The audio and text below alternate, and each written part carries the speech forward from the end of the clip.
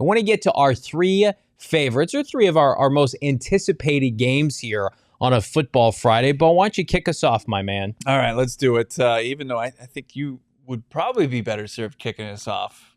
I'm happy to do that. You'll do it. I'll take care of that right now. You understand why I'm saying that, right? Yeah, absolutely. I'm going to kick us off right now with my favorite games this fall, and I'm going to open it up with the Buffalo Bills. Again, you had a chance to chat with Sam Monson, Pro Football Focus. That interview's dropping over the weekend. He's drinking the Kool-Aid with us. He thinks the Cardinals can get this dub against the Buffalo Bills, and so do I, frankly. I think this is a great matchup for the Cardinals to get a transitioning Bills team high on themselves. Sean McDermott's on the hot seat. And I just want to see Kyler Murray versus Josh Allen. I think that's a hell of a matchup. I think the theme of a lot of these games is great matchup against K1. Who's Kyler Murray playing? What quarterback is he going up against? Because I think that's going to do a lot to Kyler Murray gaining national credibility back. How can you have Kyler Murray behind a bunch of these QBs if he goes out and starts laying waste to these quarterbacks on the opposing sideline through 17 games? So I love week 1 against Buffalo, and I love week 7. Chargers. Yes, it's a faux asterisk nationally televised game. All your rowdy friends are coming over tonight? Kind of. All your rowdy friends are streaming with their shitty Wi-Fi on ESPN+. That's what we're doing. On October. Did you know Monday Night Football is one of the things that Shane Diefenbach looks most forward to? Monday Night Football. Insane opinion. It's crazy. Why is that relevant? I don't know. Monday Night Football, of all things, NFL. That's his favorite? I guess. Like they did like a snake draft on PHNX Sun Devils, and it was like, what are you most look forward to? And Shane took Monday Night Football. Yeah, that's... Totri said football season. That's a much better pick. Yeah, he's over there. He's giving us a dirty look. Just sitting in his cubicle, just waiting for the clock to hit 5 so he could go find all his rowdy friends for Monday Night Football. I love it. Yeah, it was a rough draft, Shane. It's okay. We'll hit him next time. This is what happens when I come into the studio and things just get out of hand. Cardinals, Chargers. Another quarterback matchup, though, just like week 1. Yeah, wouldn't you love to see Kyler Murray just do, it's the death mascot gif or meme where he just goes door to door, right? And he takes care of Josh Allen week 1. Can he take care of Justin Herbert? You've heard this comparison before. Justin Herbert gets a lot of excuses that Kyler Murray doesn't. That's fair. That you can't argue that. That's happening in the national media. Justin Herbert gets injured. Justin Herbert, has underperformed. Yet Kyler Murray takes all the slings and arrows. So Chargers week 7, great chance for Kyler Murray to silence critics, and it was against the Chargers. He had his last complete outing of the Kliff Kingsbury era before blowing out his knee. So again, retribution there. And then maybe my favorite matchup of the entire year. The Chicago Bears in week 8, Caleb versus Kyler. A lot of people, I saw this narrative. This is week 9 on November 3rd. The narrative is, Caleb Williams' floor is Kyler Murray. The fuck it is. We're going to see that on firsthand display this year. I think the Cardinals are going to make Caleb Williams uncomfortable. I'm a Caleb Williams fan. I think he's going to have a successful career. But you just say immediately the worst version of Caleb is Kyler Murray. We'll see about that. This is Kyler Murray's house. I think Kyler Murray, again, cements himself this year. Those are 3 big-time showcase games for K1. Door by door, Sunday by Sunday, K1 takes back the firm idea, the notion he's a top 10 quarterback in the NFL. They see some similarities as far as how they navigate the pocket, how they can make some off-schedule plays, right? But Caleb isn't even close to being as dynamic running the football as Kyler Murray. Not even close. It's not. I think Caleb Williams would even agree with you. Like, he doesn't run the football to. You're not going to see really any design runs for Caleb Williams like you see with Kyler Murray, and he kind of runs to find time to make throws, which is it's great in its own right. Like, I can appreciate that, but the similarities, like, they run out pretty quickly. He's more of a Mahomes type runner, right? Very, very, yeah. And I don't think anybody has the testicular fortitude to say he's the next Mahomes. Like, they don't want to do that, so they're going to say he's. People have said that, which I think is insane. And they took flack, and people took notice of it. So they're like, okay, we'll say his floor is Kyler Murray. Yeah. Like, we'll be more disrespectful to Kyler than disrespectful to Mahomes, which, whatever. It's probably exactly what happened. I mean, Kyler Murray's been to 2 Pro Bowls. He was the offensive rookie of the year. He's been to the playoffs. Like, that clock, total touchdowns. That clock starts now for Caleb Williams. Yep. And I'm not going to, just because it's a dumb comp or kind of a disrespectful comp with shade thrown towards Kyler. Like, I still think Caleb Williams is going to be really good year one. Yeah. That's why I agree with you. I think that this game, week 9, it's going to be a really, really fun just matchup. Absolutely. No matter where these teams are in the standings. Like, you hope they can both put it together and both respectively like navigate their divisions and make some noise and contend. Let's take a look at my list here. So I start in week 3, even though I'm looking forward to week 1 and 2. But week 3, I think, is the true measuring stick. This is the barometer here. The team that a lot of people like to comp the Cardinals to as far as which rebuild to kind of follow, which blueprint. And it's the Detroit Lions coming to town. September 22nd, the team that Kyler Murray kicked his NFL career off against way back when in a weird tie to open up the season. Yeah. But it's a different, 2 very different regimes now for each football club. And I think from top to bottom, the Lions have a really rock solid team and are going to be making some noise in the NFC. And I think that this is going to be the first true test for the Arizona Cardinals. Even though I got a lot of respect for the Bills and the Rams, I think that this is the first true test on their schedule of a legit contender in the NFC. Well, you guys remember what happened 2 years ago when the Lions were starting to get their bearings about them at the end of Dan Campbell's first year, and the Cardinals were going the opposite direction.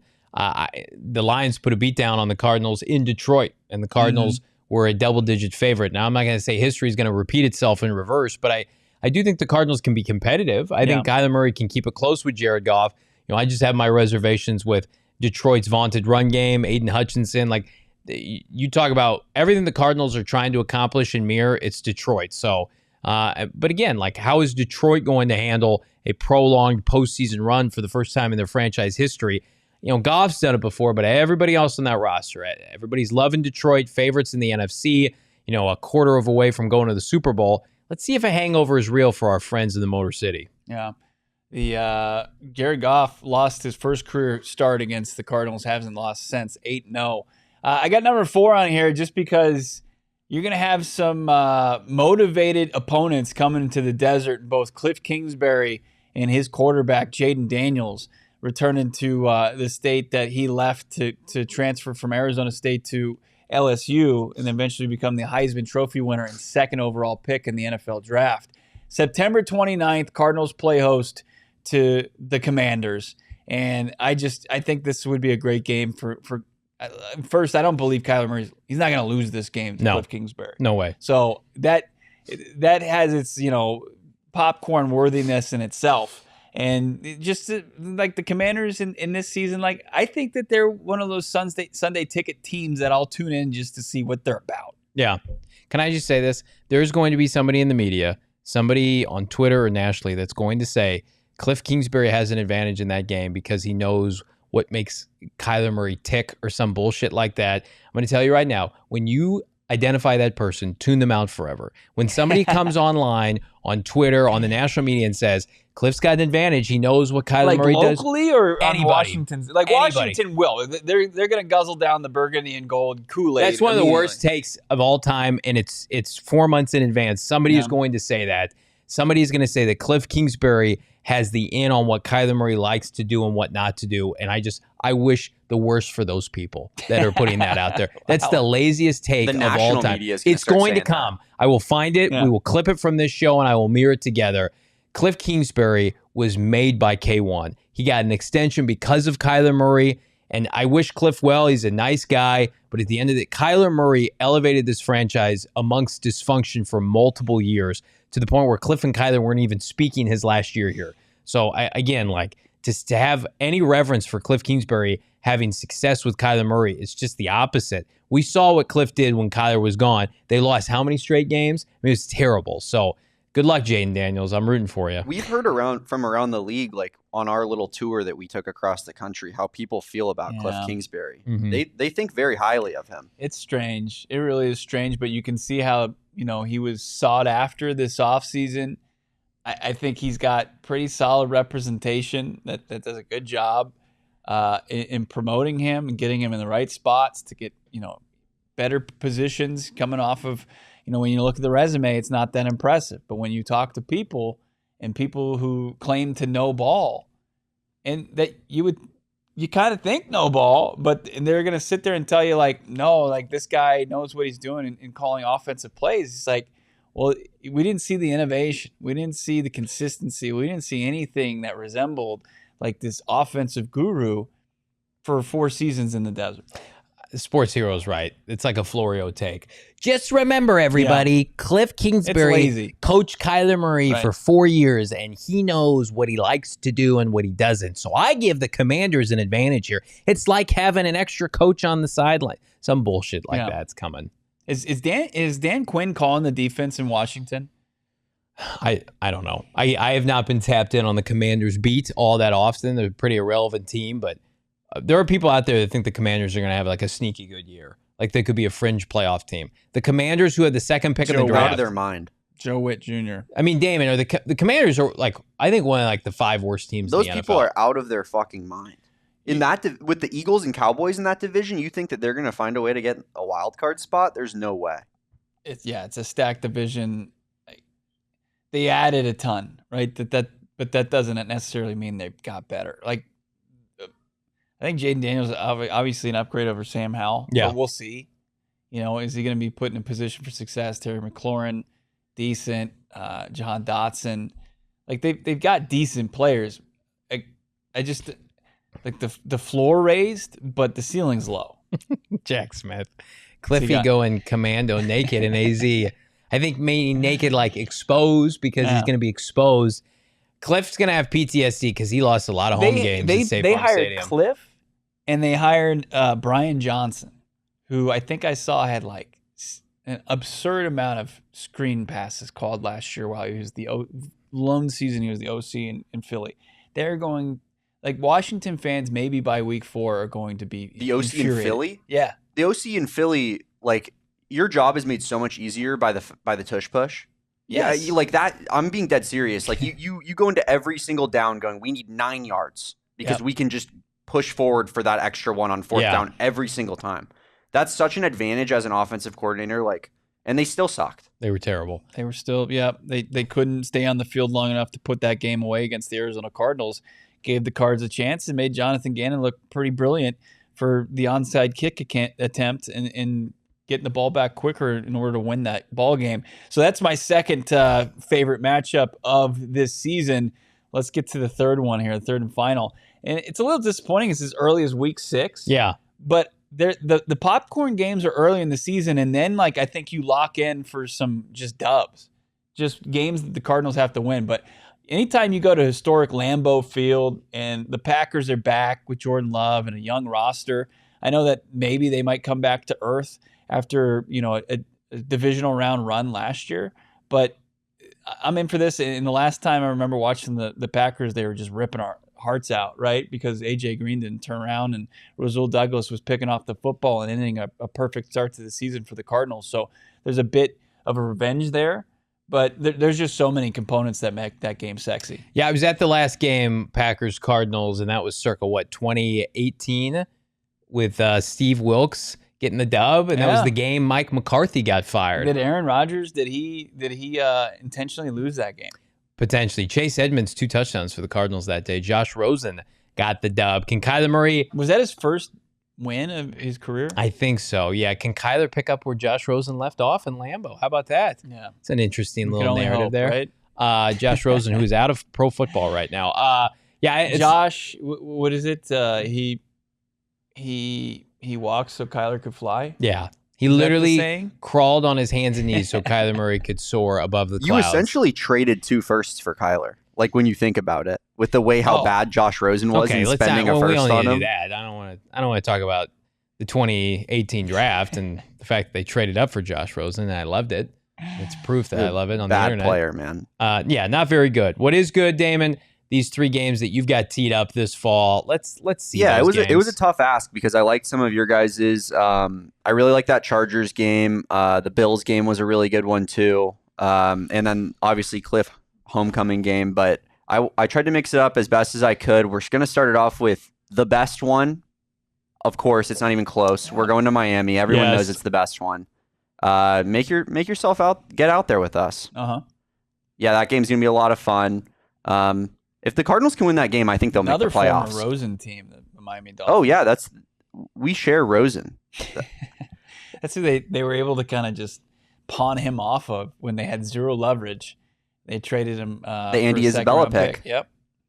And then I like that Bears game a lot. We talked about it a lot already, but I mean, how could you not love that game? I feel like that game is maybe the most like 50-50 game I feel like on the schedule. Maybe not. Maybe just because the Cardinals are at home. Maybe not. But I really could see either team winning that one, and it'll be fun to get a look at Kyler.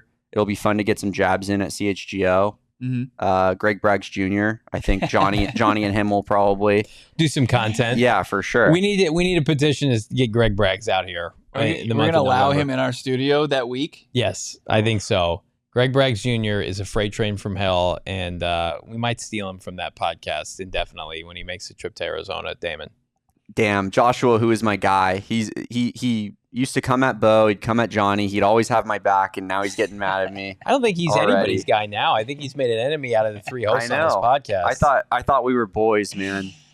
And then I think this Week 13 one, that was the favorite one that I had that neither of you guys picked. I think that's a really fun game. December 1st against the Vikings. In Minnesota, Week 13, you got J.J. McCarthy, the whole, off-season back and forth that we had with Vikings fans.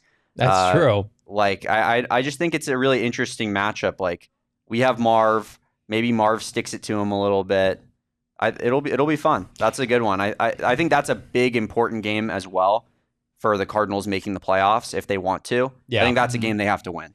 For all the shit I talked about J.J. McCarthy and the egregious trade that the Vikings made to come up for an extra first they didn't need, if the Vikings beat the Cardinals with J.J. McCarthy and Dallas Turner, I'm going to have to eat a lot of crow on this podcast because I went after them for about 6 weeks pre-draft about how dumb they were. And we'll see. J.J. McCarthy looks like ass so far in practice, though. He's been skipping balls. He's got balls going every which way. He's hitting trees behind receivers. Yeah. That's not a good look for when you're wearing shorts. Like, usually you're supposed to look like really good in shorts. Yeah. J.J. McCarthy, not so much. It's like maybe, your boy right here. The beaches in Bahamas, like before he got to rookie minicamp, and then, he was missing. He was off target a bit. Yeah, you're not playing Northwestern, JJ. You don't have Blake Corum ready to take the ball 40 times. You're going to have to throw in the second half. This ain't Penn State, JJ. So I agree, man. Like I think like we knew this about the Vikings last year. Like they were a quarterback away. Like when Cousins went down, their season went down the tank, even though they were struggling before that. But what they did this offseason and adding Jonathan Grenard and Van Ginkel and Turner to the defensive side of the football, and what they already feature offensively in Justin Jefferson, and you've got now Aaron Jones in the backfield with J.J. McCarthy. Like you see talent on this roster, and you see that once the calendar flips to December, that's when you want to start playing your best football. And the Cardinals going on the road, haven't won in Minnesota since the 70s. Like, it's a big game for them. You can't downplay that.